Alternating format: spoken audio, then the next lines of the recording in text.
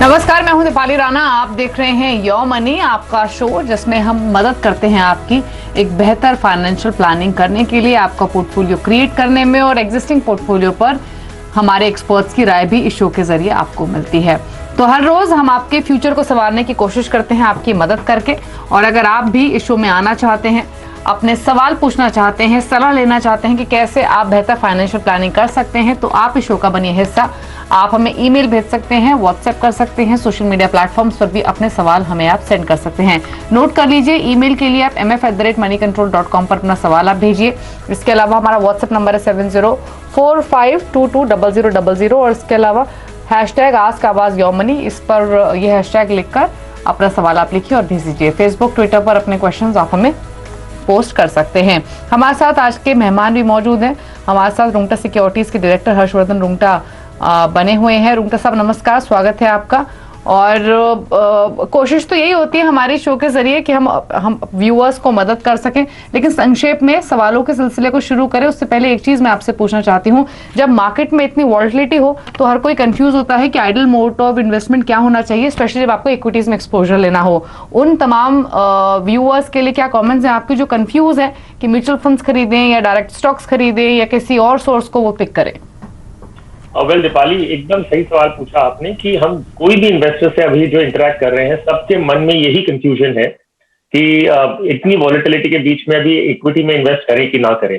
So equity as an asset class आपको समझना होगा कि ये लॉन्ग टर्म का प्रोडक्ट है और शॉर्ट टर्म में ये वॉलेटिलिटी रहने वाली है।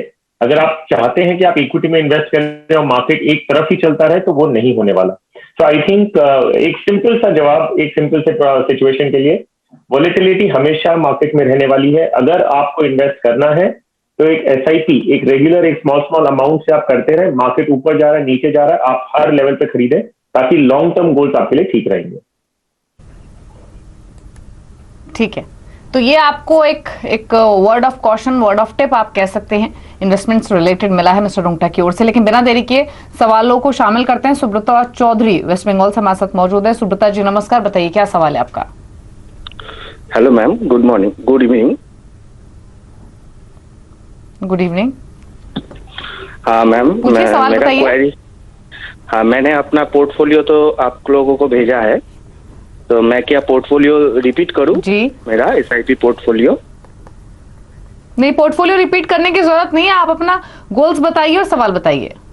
हाँ, मेरा गोल्स है मेरे डॉटर्स की एजुकेशन, उसका मैरिज और मेरी रिटायरमेंट।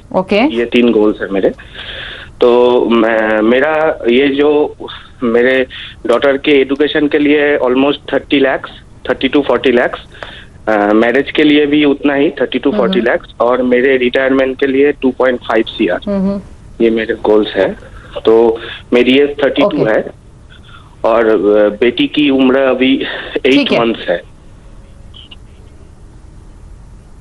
ओके, तो पहले तो सुब्रता जी कंग्रेचुलेशंस, और बहुत अच्छी बात है ये कि आपकी बेटी सिर्फ 8 महीने की है और आपने उसके फ्यूचर को प्लान करना शुरू कर दिया। ये कमेंडेबल है, बाकी व्यूअर्स को भी सीखना चाहिए सुब्रता जी से ये चीज।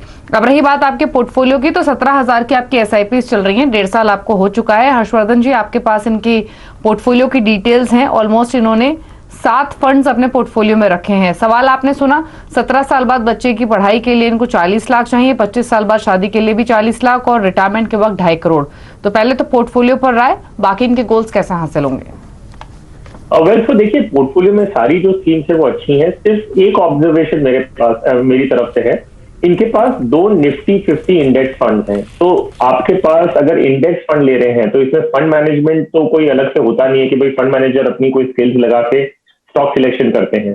तो मेरी राय में दोनों में से एक ही फंड रखें, और दोनों फंड के अमाउंट है 2-2 हजार रुपए।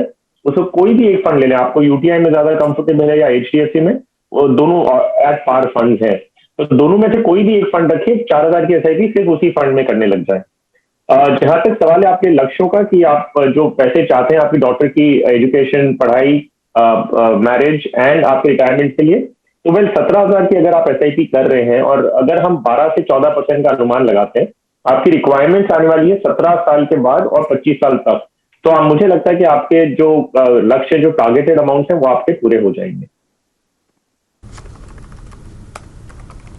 ठीक है, तो सलाह आपको दी गई है। आप ऑलरेडी 17,000 के SIPs कर रहे हैं और फंड्स जो आपने चुने हैं वो काफी बेहतर है। 2 इंडेक्स फंड्स आपने रखे हैं, उसकी जरूरत नहीं है और आप अपने टारगेट्स को आसानी से पूरा कर सकते हैं जो राशि आप लगा रहे हैं उससे।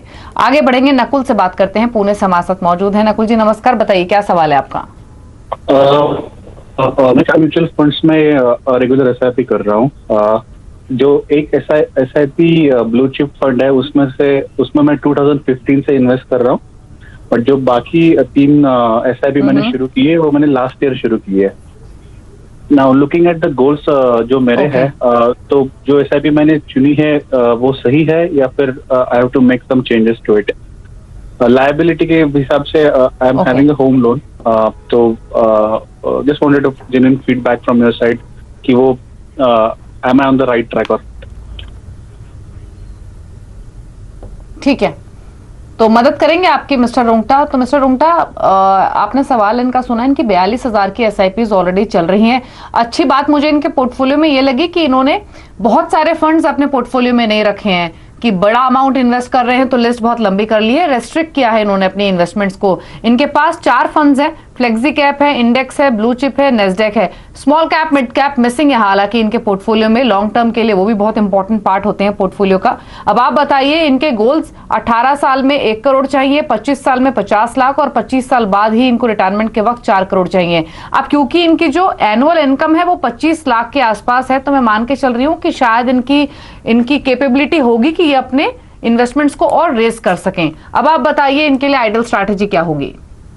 तो आपने दीपाली एकदम सही कहा कि बहुत अच्छा ऑब्जर्वेशन है कि 42,000 महीने का करने के बावजूद सिर्फ 4 फंड्स में कर रखे हैं, ताकि बहुत ज्यादा डुप्लीकेशन नहीं हो, एडमिनिस्ट्रेटिव कन्वीनियंस हो। तो मैं एक और चीज कहना चाहूंगा कि अगर आप 40, 50 या 60,000 भी कर रहे हैं, 4 या 5 फंड्स काफी होते हैं, आपको 10-15 स्कीम्स लेने की जरूरत नहीं है। जहां तक इनकी स्कीम्स की बात है, सारी स्कीम्स अच्छी हैं और उनमें ये कंटिन्यू कर सकते हैं। सिर्फ छोटे से 1-2 ऑब्जर्वेशन है मेरे। जो फंड एलोकेशन आपने मिड कैप स्मॉल कैप के बारे में भी कहा, तो उसको लिहाज में रखते हुए इनके पास एक एक्टिव और एक पैसिव लार्ज कैप फंड है, और वो बेसिकली 50% ऑफ मंथली इन्वेस्टमेंट, तो ये करीबन 20,000 रुपए, 22,500 रुपए इन लार्ज कैप में जा रहा है। पारंपरिक फ्लेक्सी कैप इनके पास जो है वो भी है फ्लेक्सी कैप, लेकिन प्राइमरी एलोकेशन इनका लार्ज कैप में है।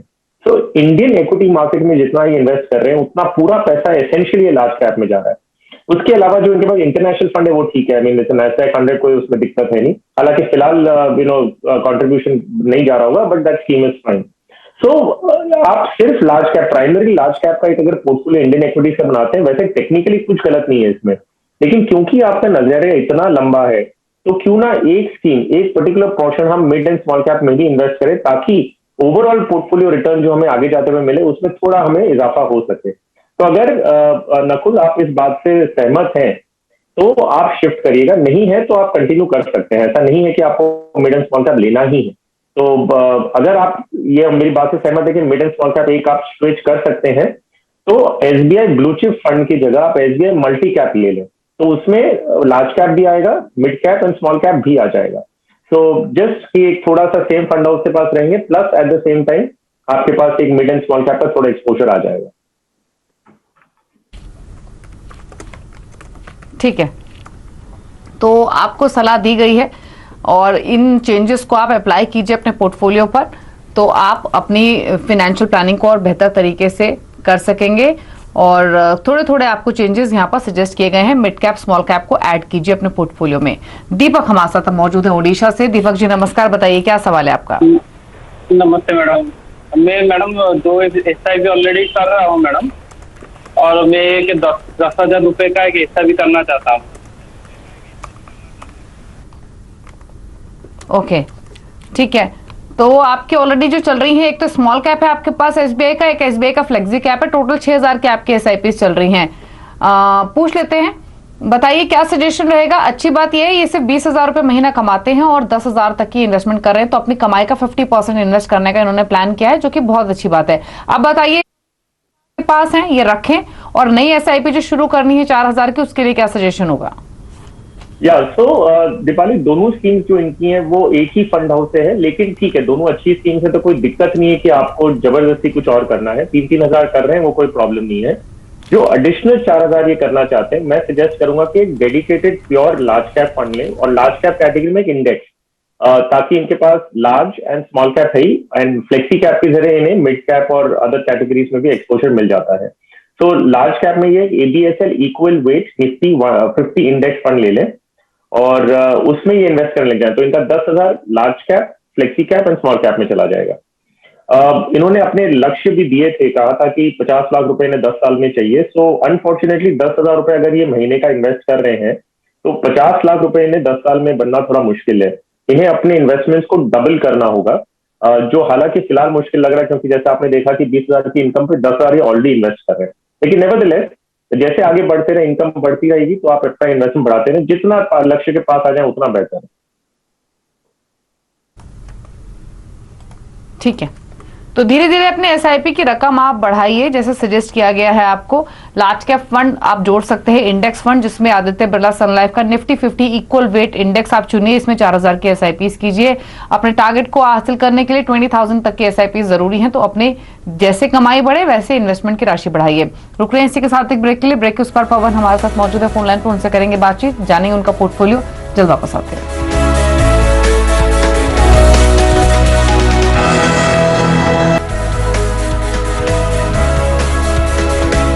आप देख रहे हैं यो मनी, हर्षवर्धन उंगटा हमारे साथ मौजूद है आपके क्वेश्चंस को आंसर करने के लिए, और पवन कुमार हमारे साथ अब राजस्थान से फोन लाइन पर है सवाल पूछने के लिए। पवन जी गुड इवनिंग, बताइए अपना क्वेश्चन। Good evening ma'am. तो मेरा जो अभी है इन्वेस्टमेंट है वो ABCL एडवांटेज में 2000 का है और सुंदरम फोकस में मेरा 1000 का है। इसके अलावा मेरा HDFC लाइफ पूर्ण निवेश का है, यूलिप का 50,000 पर ईयर का 5 ईयर्स के लिए मेरा जो इन्वेस्टमेंट है। तो मेरा अभी टारगेट है अभी 10 ईयर में 30 लाख का जो है, और एक साथ और एक एडिशनल इन्फॉर्मेशन है कि मेरा अभी 25 लाख का मैंने लोन ले रखा है जो 20 ईयर्स का है। अप्रोक्स EMI है मेरा जो रहता है 21,000 है जो। ठीक है, ठीक है, तो यानी आपके पास एक यूलिप है, HDFC लाइफ संपूर्ण निवेश 50,000 का एनुअल जा रहा है, 2 फंड्स हैं, 1,000 और 2,000 की SIPs हैं। 10 साल में आपको 30 लाख रुपए चाहिए, 9 लाख रुपए आपकी एनुअल इनकम है। तो आपने सुन लिया इनकी इन्वेस्टमेंट्स, सेलेक्टिव इन्वेस्टमेंट्स की हुई हैं। अब बताइए क्या करना होगा इनको अपने पोर्टफोलियो में ताकि अपने गोल को हासिल कर सकें।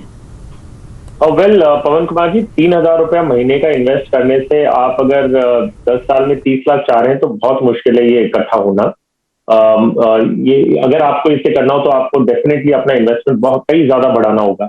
लेकिन नेवरदलेस जैसे हम कहते हैं कि जितना हो उतना बेटर है, और अपने लक्ष्य के जितना पास आ सके उतना ठीक है। अगर हम आपके पोर्टफोलियो पे देखें, आपके पास ये ABSL इक्विटी एडवांटेज फंड है जो अपनी कैटेगरी का सबसे अच्छा परफॉर्मिंग फंड नहीं है अनफॉर्चुनेटली। तो आपके पास 2 ऑप्शन है, एक है कि आप ABSL में ही रहें लेकिन उनके एक इंडेक्स फंड में स्विच कर लें, जो मैंने पहले भी कहा था कि ABSL equal weight Nifty 50 index fund है जिसमें आप स्विच करते हैं, जो एक लार्ज कैप फंड है। और अगर एक आप large and mid cap category में ही रहना चाहते हैं तो Canara Robeco emerging equity fund है जिसमें आप अपने फंड को स्विच कर सकते हैं।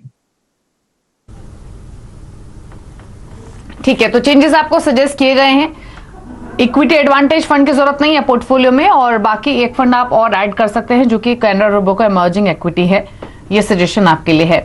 चलिए इसी के साथ शो को समेटने का वक्त है, लेकिन जाने से पहले हर्षवर्धन जी के टॉप फंड्स पूछ लेते हैं जिनमें इन्वेस्टमेंट्स करके आप अपने म्यूचुअल फंड पोर्टफोलियो बनाने की शुरुआत कर सकते हैं। तो अगर आप मिस्टर रुंगटा की चॉइसेस जानना चाहते हैं तो पूछ लेते हैं उनकी पिक्स। बताइए कौन से फंड्स पसंद है आपको। तो वेल दीपाली, मैं आपको अलग कैटेगरीज के बताऊंगा। कोई भी पोर्टफोलियो जब आप बनाते हैं उसे स्प्लिट करके आपको अलग अलग कैटेगरीज में करना चाहिए। तो लार्ज कैप में हम मानते हैं कि index investing is going to be the best form, और मैंने स्कीम का नाम भी इस शो पे पहले भी लिया है। तो ABSL equal weight Nifty 50 index fund है। अगर आप large and mid cap category में देखते हैं तो Canara Robeco emerging equity fund, ये एक लार्ज मिड कैप कैटेगरी का बहुत अच्छा फंड है।